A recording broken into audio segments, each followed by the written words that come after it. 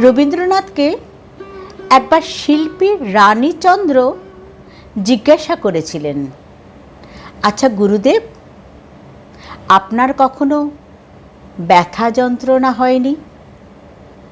স্মিত হেসে কবি উত্তর দিয়েছিলেন, করেছিল একবার। একটা বিছে কামড়েছিল, খুব জ্বালা যন্ত্রণা করেছিল। তারপরে ভাবলাম, এ তো আমাকে কামড়ায়নি, কামড়েছে কবি রবীন্দ্রনাথ ঠাকুরকে, আমার কি তাতে? সাথে সাথে যন্ত্রণাটা কমে গেল।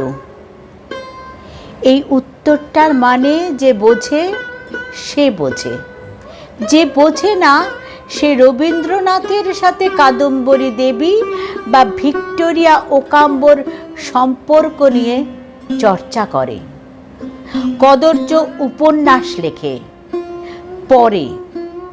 যিনি সারা জীবন আত্মবিস্মৃত হয়ে হাজার হাজার পাতা লিখে গেলেন, এত লিখলেন যে কেউ এক জীবনে তা পড়ে শেষ করতে পারবে কিনা সন্দেহ।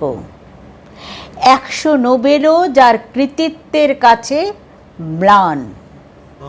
তার অস্তিত্ব বলতে আজকে ট্রাফিক সিগন্যালে বাজা গানগুলো, অথবা তার পরকীয়া প্রেমের রসালো কচকচানিগুলো। অনেকে এটাও বলে থাকেন যে উনি তো লিখবেনই, খাওয়া পড়ার চিন্তা তো সেভাবে করতে হয়নি কখনো, অফুরন্ত সময়, মনে আনন্দ ইত্যাদি। এই প্রসঙ্গে একটা ইন্টারেস্টিং কথা মনে আসছে। রানীচন্দ্ররই কোনো একটি বইতে পড়েছিলাম।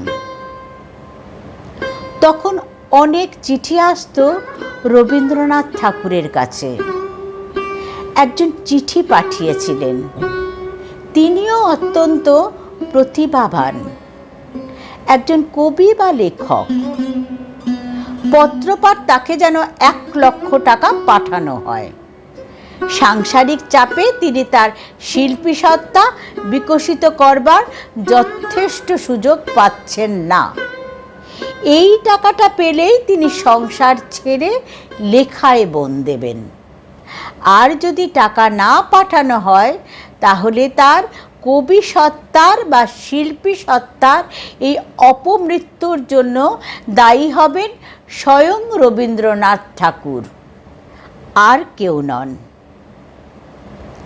মানে যেটা বলতে চাইলাম তা হলো, পাগল সে যুগেও ছিল, এ যুগেও আছে, খালি পাগলামির মোড়কটা বদলেছে, এটুকুই।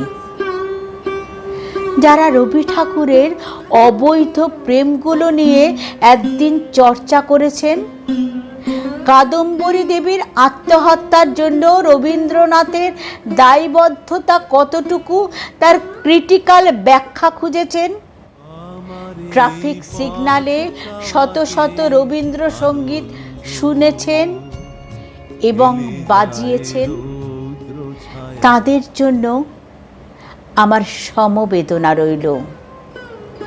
আশা রাখি একদিন তাদের বোধোদয় হবে।